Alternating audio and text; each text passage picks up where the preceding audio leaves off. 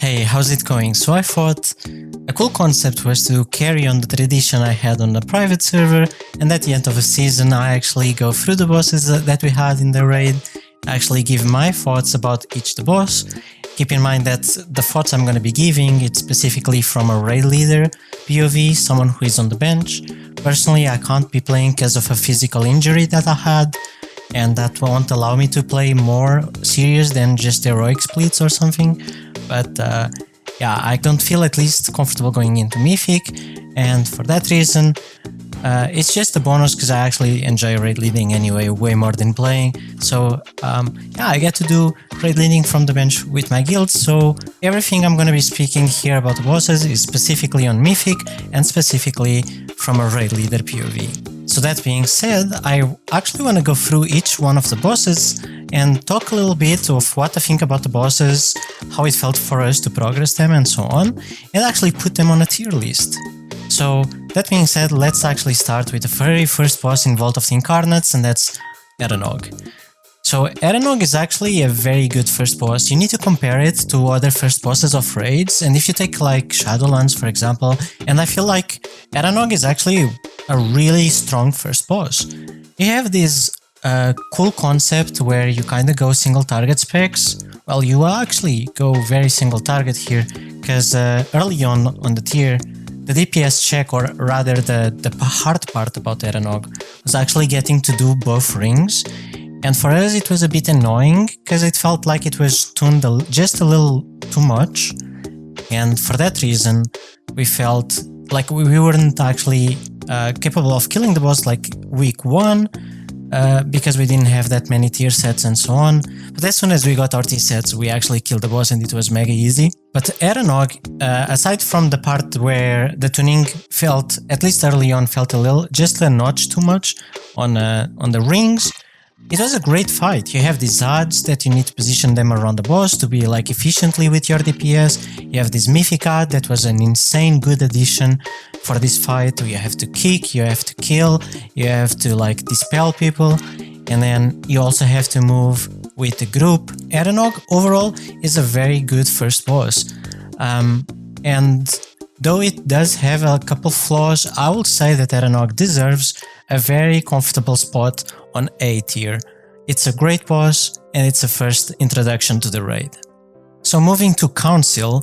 Council is actually a very interesting boss. I actually have a couple issues with Council, and I'm just gonna say that the main issue I had with Council, and for anyone that didn't do it before the first wave of nerfs, Council was actually a way different fight than it became later, because the difficulty of having to stack for those meteor strikes, or like the axes, the meteor axes, one in melee, one in range, and simultaneously have to deal with the marks from Dafia, you actually spread and stack simultaneously. Like you have to spread and stack, and that's very awkward. And that actually happens in two different types of overlaps. One where you spread then stack, and one where you stack and spread. The stack and spread was a bit harder, and for a raid leader that's on the bench, aka me, all you can do there is just tell your raid team that hey, this overlap is incoming, just prepare a bunch of raid cooldowns for us to be able to deal with this. But Blizzard actually understood that this was a flaw in their design, and later on, very early, they actually nerfed that, making the fight way more enjoyable. It's a great concept to have a council boss that has 4 bosses and you have to deal with mechanics from all of them, and they overlap in different ways. I feel like the whole soak stack, then there's these marks, and then there's the pillars, you get to get rid of the marks. That's all great and stuff, but in the end, I think my biggest issue with this boss is actually the fact that you have to kill all of them at the same time, just like Prototype, Pantheon, and Sepulture of the first ones. And I feel like it would be a way more interesting fight if you actually made it that you don't actually have to kill them at the same time. You can actually look at Dafia, for example, and I don't want to be dealing with marks, or at least I want to kill Dafia first, like full Zerg Dafia, just so I can get rid of marks, or at the very least you can actually kill Dafia and then get like a weaker version of the marks or something like that. So you actually get the marks still, but maybe these marks won't actually spread or deal as much damage or whatever. So it would be kind of cool to deal with a council fight that actually you get to choose an order where you kill them, or perhaps just a way of negating some mechanics rather than just, okay, we need to kill them at the same time. And for that reason, I feel like Council deserves a very, very solid B. So the next boss we actually progressed was Terros, and just like most guilds would do this order. And I feel like Terros was an insane step up from everything else we've seen so far. You have a very good first boss, you have a council fight that it is decent, but it has a little bit of flaws, and then you have Terros, a single target boss with a bunch of mechanics, and for a raid leader it's like a vibe, you keep going, it's like a groove, it's like the same sequence, and it keeps becoming harder and harder. It's very nice to even like communicate with your team and to raid lead it, and I feel like each time you progress more and more into the fight, you can actually get more comfortable with what's going on, and you can also get into like your cooldown management even more. So when we started progressing Terros, and this is when we actually started doing cooldown assignments way stronger than we were doing before, we felt like, okay, we can just kind of call cooldowns and like manage cooldowns as we see. And when we actually went with Terros, we actually had to pre-plan cooldowns and so on. Every fight after that, we started pre-planning cooldowns. And Terros in that sense was a very nice boss for our guild, and it was very fun to progress. I will say though, we struggled a little bit with the DPS tuning in there. In the end we had to stack a little bit of hunters to actually get the DPS done, but even re-clearing and stuff, that boss was always fun. There might have been a couple of frustrating wipes, but overall I would say this boss is a very, very nice solid S. And now this brings me to Sennarth. Now Sennarth, I need to say one thing about Sennarth. It was not fun. No one in our guild actually enjoyed progressing that boss. It felt really bad, and the reason it felt really bad, it's daunting to me that Blizzard has still to this day not addressed the issue that made this very unenjoyable. And it was this bug of spinning. Now you lose people in phase 1 because of the spinning bug, and then you go into phase 2 with some dead raiders and stuff, and that just kind of puts you on a path to failure and yet another wipe.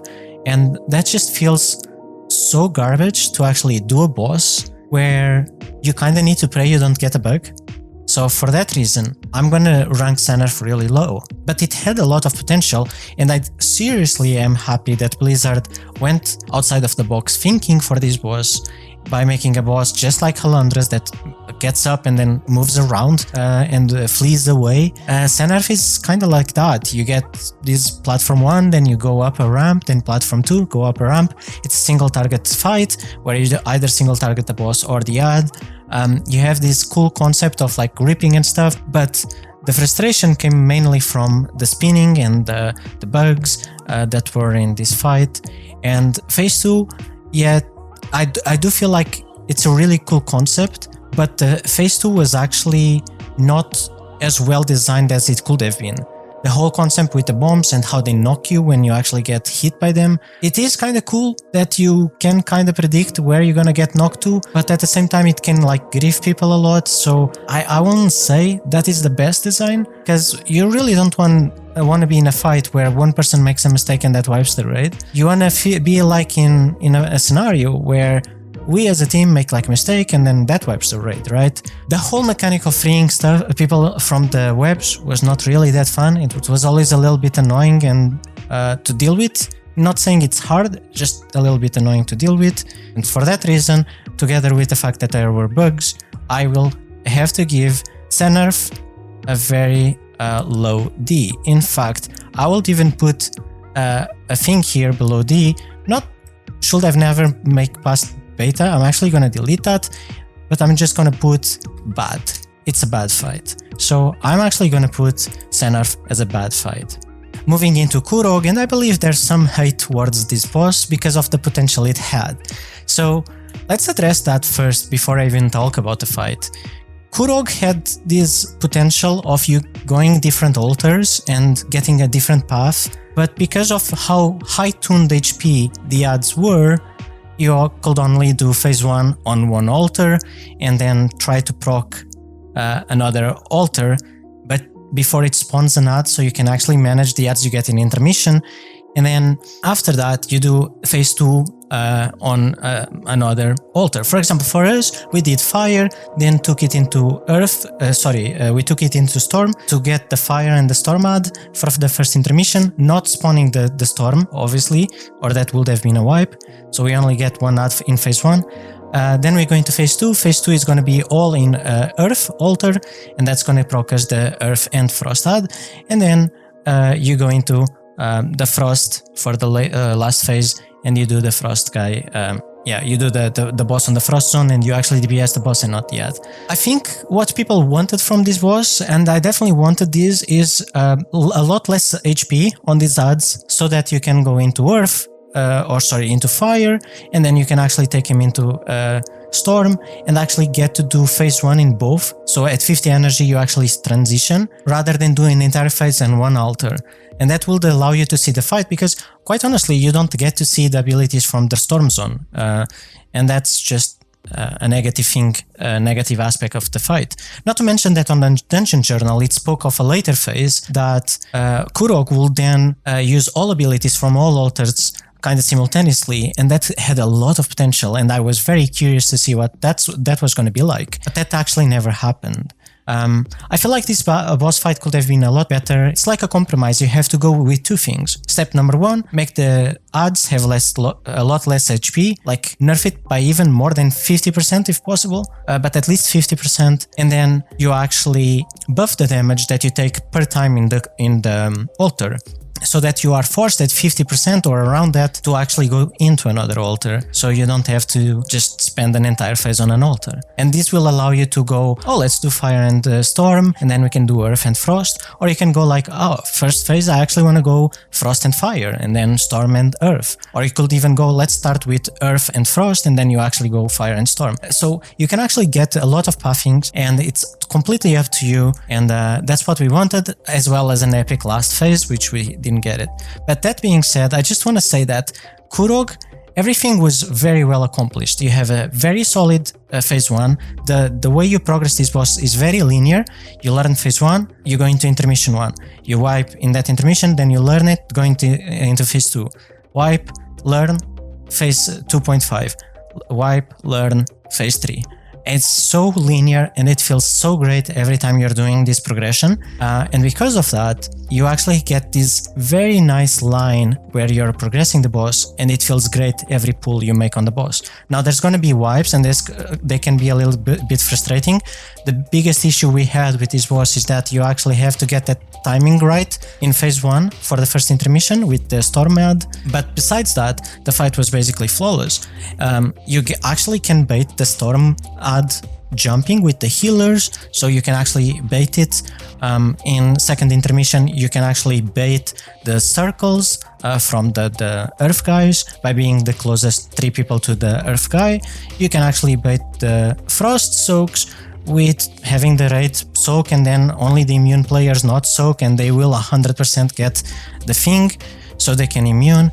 Everything about this is just phenomenal. So you can actually make a plan and make a very cool strategy to deal with all of these mechanics and put you on a path to success. It feels great to progress, and it feels amazing to raid lead. This is by far one of the best fights on the raid, and for that reason I am going to give an S, and I'm actually going to put him as the highest S I have given in Vault of the Incarnates. Now let's actually talk about Dafia. And you can see by the tone of my voice, I'm not about to say very good positive stuff about Dafia. It is a very challenging boss. It will be your very hard first wall on this raid, and honestly, I feel like it's a very poor design. It had so much potential on PTR, and people were mega hyped about it, thinking it was going to be the best fight on the raid, and then when we actually progressed, it feels really bad to progress it. And there's a couple of reasons why. First, the progress is not linear at all, and second, there's too much player responsibility to the point where instead of feeling like your raid made a mistake and then you wipe, it feels like if any player at any time makes a mistake, then you wipe. And that's very, very frustrating. So that being said, I actually want to talk a little bit more about the way you progress this fight. So you get this starter the opening of this fight, where you deal with the first ad. For us, it was the blue ad. You spawn it, you need to multiplicate marks, you actually need to make 6 out of a wave of 4, and then put the other 4 and spawn the ad, go into Cyclone, kill that ad, blah blah blah, and send the first people into platform 1. Okay, if you make this part, if you actually get to the knock of that ad, then you've done the first part of progression. Now you go into the second part of progression, and this is where it starts to be really, really frustrating.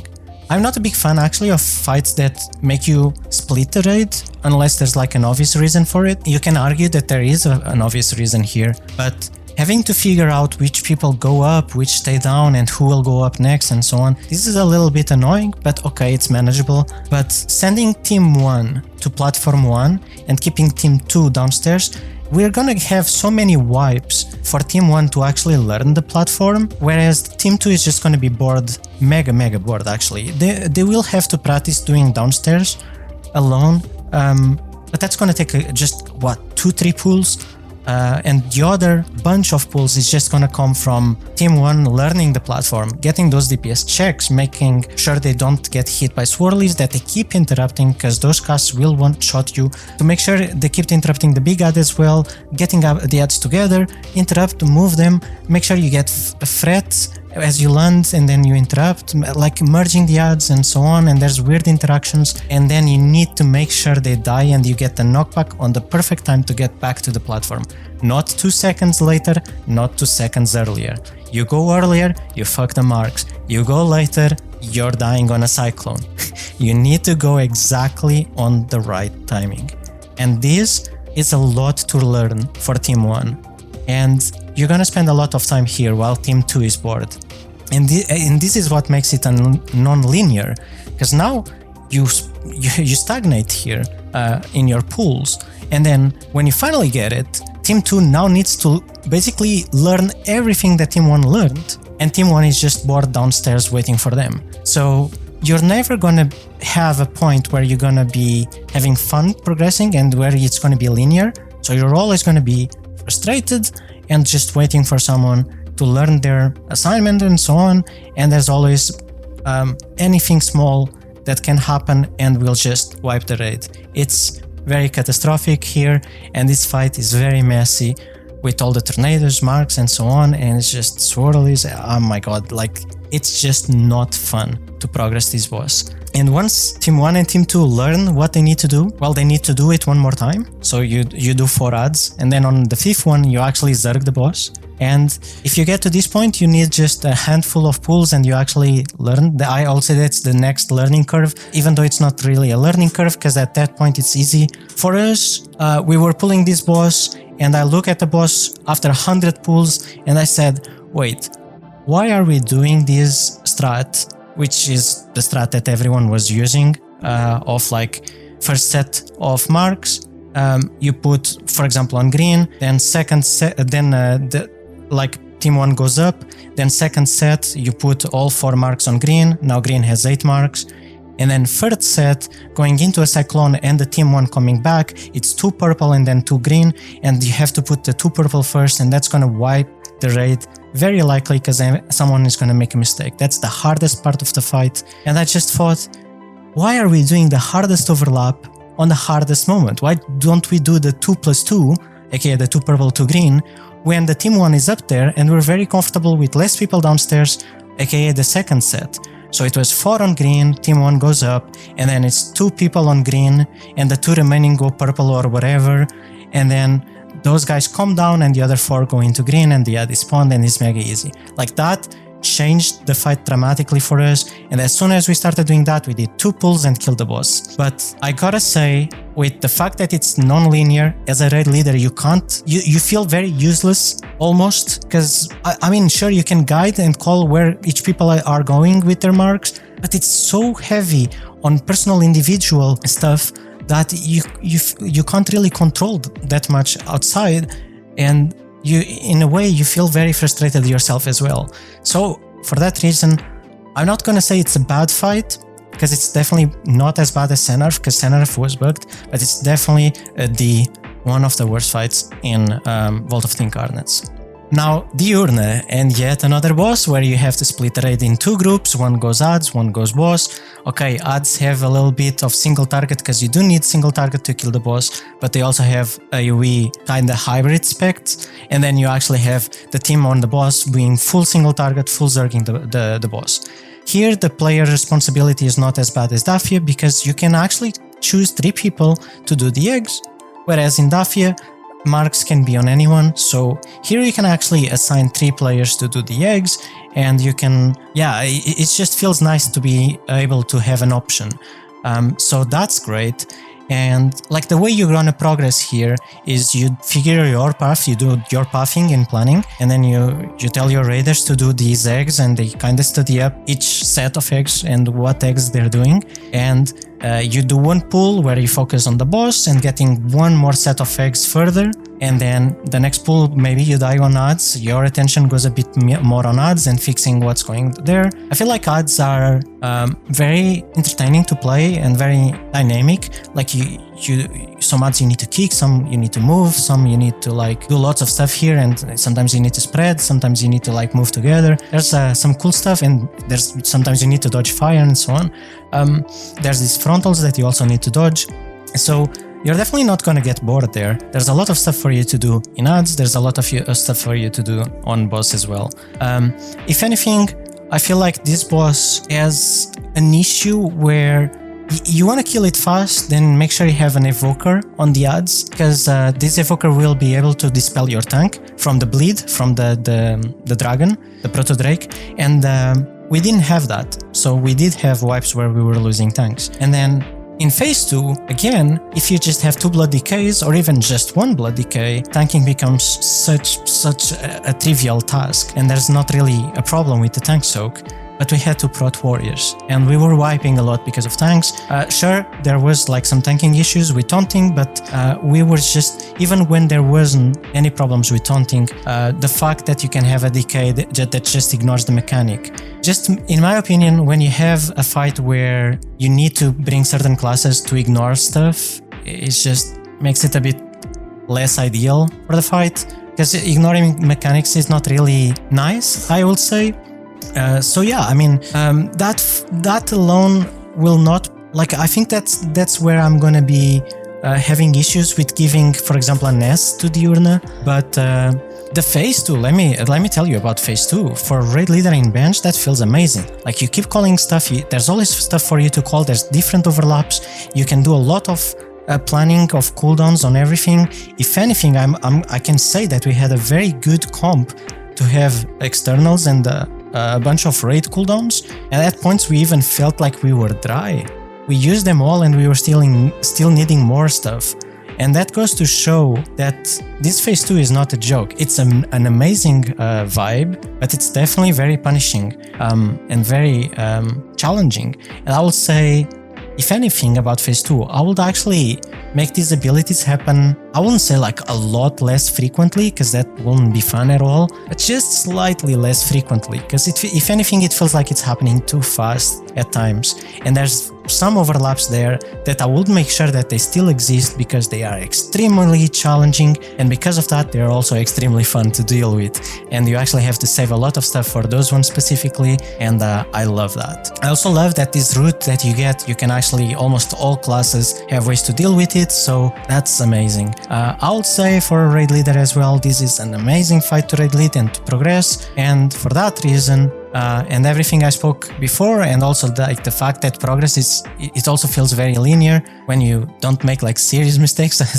as we did sometimes, like 100 pulls in and still failing eggs. I will say that this boss definitely deserves a high A above Eranog here.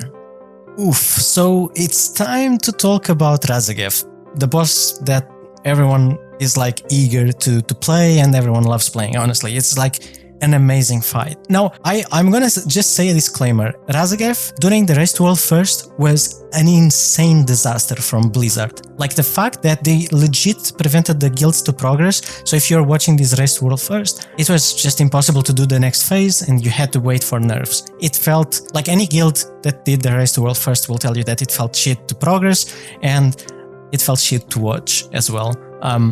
But let's talk about Raszageth when we did it. So after being tuned correctly and actually being nerfed a couple times, I just gotta say, I do have some issues with this boss, mainly in phase 1. I'll say that phase 1, the whole mechanic of the wings and push you back, I mean, that's just, okay, it makes sense, but that's very... You could make it better. The way it is, it's just really garbage, because some classes are unviable. Like, let's grab priests. If you're doing this boss, you better have the same amount of evokers as you have priests, or your priests are dying. Because there's no way to deal with that mechanic if you don't have an evoker to rescue the priest. It's just a very bad design from Blizzard, and I have seen the fact that the last boss in Aberrus has not been tested, and is also showing some pushback and movement stuff in the dungeon journal. I'm a bit scared that they might repeat this mistake. I really hope not. Either way, I am definitely bringing evokers to our season 2, and I'll make sure that our priests at least have an evoker that can help them being rescued when there's like heavily movement stuff. I just think that this type of situation just makes the fight worse and shouldn't be there, but that's my one and only problem with this fight. I would say, if anything, the progress is not linear. I know that some people in our guild love the fact that the fight becomes easier as you progress, so the hardest point is phase 1, then intermission 1, and then you go into phase 2 and so on, and it becomes easier. I like the other way, where it starts becoming harder and harder, but even though I like the other way, I'm not saying that this one is bad because it's not that way. I actually appreciate it a little bit. You spend a lot of time in phase 1, and something that actually works great for me is you wipe, let's say in phase 2, and while I'm checking how people are moving, for example during Storm Surge, because I don't know, they are touching each other and they're killing each other, and I actually need to go into the Warcraft logs, into the view tool that shows raid positioning, or I actually have to go into VODs from specific players that are streaming in the raid to actually review how certain people are moving. I can just tell them to like pull the boss, and I'll leave one of our raiders or officers raid leading phase 1, because it's so mechanical, and they have they legit have this in their fingers, and they don't really need me to raid lead. We can actually do it silent, but we just put someone talking there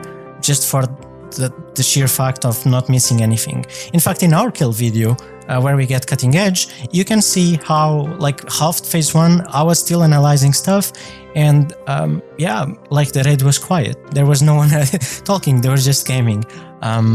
So it's great because you can tell like you wipe and you can tell them, okay, pull again, and while they're doing phase 1 you figure out what's going on, and then in that 20-30 seconds after phase 1, at the very end of phase 1 and until the beginning of first intermission, you can actually figure out and tell them like, hey, a person blah blah blah was mispositioned on their spot, it's a bit more to your left, or maybe you moved like immediately, hold 1 second then move, or maybe, hey, you were in the wrong place for sparks, and so on.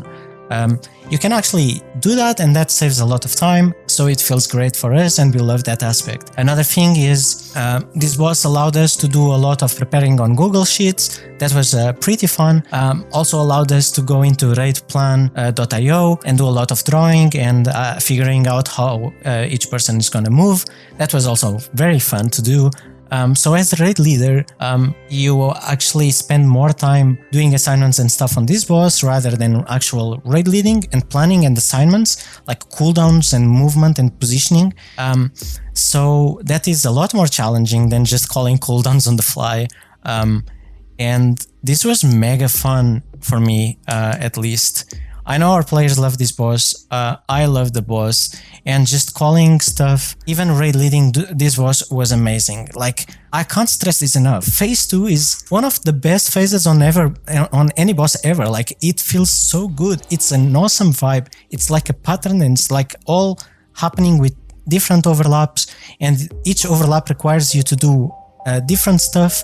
So it's very dynamic, it's very challenging, and you have like, you can actually hard carry. Like, it's one of the fights in this raid that as a raid leader, if you do very good assignments, you can actually feel like you're impacting your raid positively quite a lot. Same for second intermission. It might look like very chaotic, but you make these assignments. Like, you tell each person where to be in which group, and then you tell them how they move, and you tell them like what cooldowns and what CCs you use, and all that stuff, that phase where you will spend like probably 50 pulls or like 20 pulls or whatever becomes just 3 pulls. We learned the second intermission insanely fast. It was very surprising because it was very messy and confusing, but because the assignments were very good, you can actually learn it very fast. If you look at our pull counter, we had a very high pull counter on Diurna, and then on Raszageth, compared to other guilds, we actually had a very low counter. In fact, from our Diurna to Raszageth,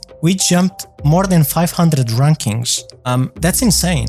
So just by doing very good assignments and make sure that people learn them, you can actually help your raid a lot as a raid leader. And then same thing for phase 3. And the thing about phase 3, unlike Diurna, for example, where one person makes a mistake and it's likely wiping the raid, in phase 3 you take a fulminating charge, and this happened on our kill video. One person took the fulminating charge. Instead of staying, they took the gateway with the rest of the people, and we had replicating fulminating charges. And ACOP in this scenario actually takes the charges, double blinks out, and then comes back in after he immunes that charge, and we're back on the game. Like, you can actually fix mistakes, and that's way more fun than just immediately being one shot or whatever by a mistake. One more thing I've said earlier today was I'm not a big fan of separating the groups, but here it makes a lot of sense. You have the red side for the first intermission, that is your DPS side, and you put evokers there for the shields and stuff. You also have the blue side where it's your healer side, and you have very different sides. And even though they're doing almost the same thing, it's just very different gameplay. I would say I'm not a big fan that you take those boots and you use them to break like the first shield quicker, but obviously we used a little bit of that. I mean, I'm not a big fan of that type of game mechanics. I'm also not a big fan how just by taking the first breath on blue, it made that fight a lot harder. But yeah, you get first breath on blue, you know that blue team is gonna have a very hard time. You get first breath on red, then blue team is kind of chilling. But yeah, there's little things about this boss that could still be polished. But that being said, basically resuming everything TLDR of everything I said on Raszageth, it feels amazing to be a raid leader there. It also feels amazing to be progressing that boss. Progress feels very linear, it feels great, it feels awesome. And for that reason, and considering it's the last boss as well, I am gonna give an S, and I'm actually gonna give the highest S, knowing that if I could pick any boss right now to do, like legit, if I would call a guild run right now and I could pick any boss to do right now, the one boss I would want to do is Raszageth. It's so fun, I enjoy it a lot, and this order seems very, very good to me. If I could pick any boss to do right now, it would be Raszageth.